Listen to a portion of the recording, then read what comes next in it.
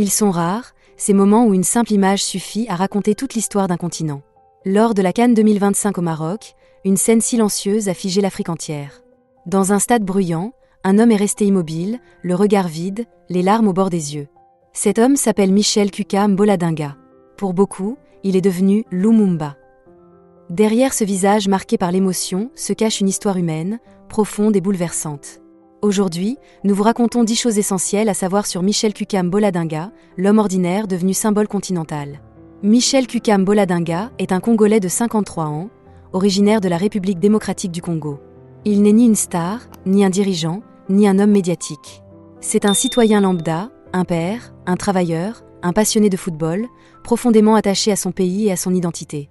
Avant la CAN 2025, son nom ne circulait nulle part, son visage n'apparaissait sur aucun écran. Pourtant, en quelques minutes, il est devenu l'un des symboles les plus forts de cette compétition. Son surnom, Lumumba, est chargé de sens. Il fait référence à Patrice Lumumba, figure historique de la lutte pour la dignité congolaise, un homme dont le destin tragique continue de hanter la mémoire collective. Pour Michel, ce surnom est un rappel constant de fierté, de résistance et de fidélité à ses valeurs. Beaucoup ont pensé, à tort, que la scène était mise en scène ou exagérée. Mais Michel n'a jamais joué un rôle. Son émotion était authentique, incontrôlable, presque douloureuse. Lorsque la RDC a été éliminée de la CAN 2025, il est resté debout, figé, incapable de s'asseoir ou de crier.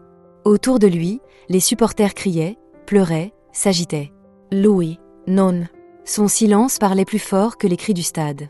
Cette image a traversé les frontières parce qu'elle résumait, en un seul regard, la souffrance, l'espoir déçu et l'amour inconditionnel d'un peuple pour son équipe nationale. Avant que le monde ne pose les yeux sur lui, Michel menait une vie simple et modeste. Il ne roulait pas dans le luxe, ne cherchait pas la reconnaissance, ne rêvait pas de célébrité. Il représente cette majorité silencieuse africaine qui vit avec peu mais ressent tout intensément. Depuis des décennies, il suit les léopards de la RDC avec une fidélité sans faille. Il a connu les victoires glorieuses comme les défaites amères. Il a parfois sacrifié une partie de ses revenus pour acheter un billet, suivre un match à la radio ou soutenir son équipe à distance. Pour Michel, le football n'est pas un divertissement, c'est une extension de l'identité nationale. Après la diffusion massive de son image, la vie de Michel a brutalement changé. Il a reçu des milliers de messages venus de toute l'Afrique et même d'ailleurs. Des messages de soutien, de compassion, d'admiration. Mais aussi des critiques, des moqueries et des tentatives de récupération. Certains ont voulu faire de lui un objet de buzz, d'autres un instrument politique. Pourtant, Michel est resté droit. Il a refusé de se transformer en personnage médiatique. À plusieurs reprises, il a affirmé ne rien attendre en retour, ni argent, ni privilège, seulement le respect de son émotion et de son amour pour la RDC. Ce qui a profondément touché les Africains, c'est l'authenticité de cet homme. À une époque dominée par les caméras, les mises en scène et les émotions calculées, Michel n'a rien préparé.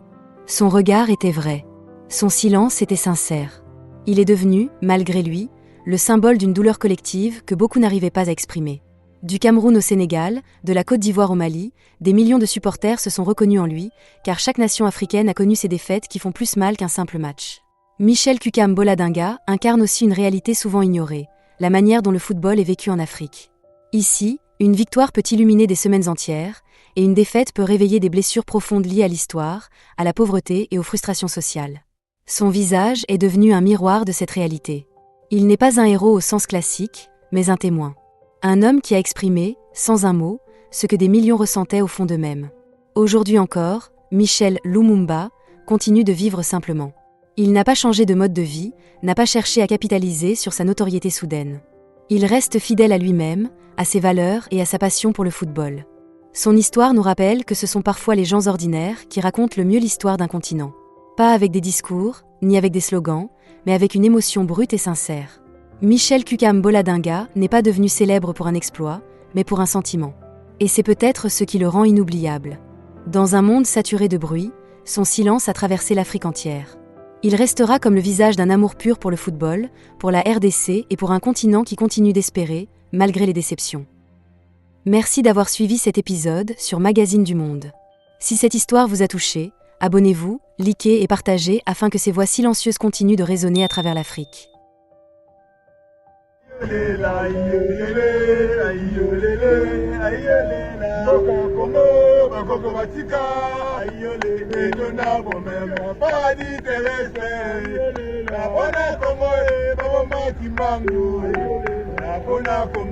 Baba Malumumba.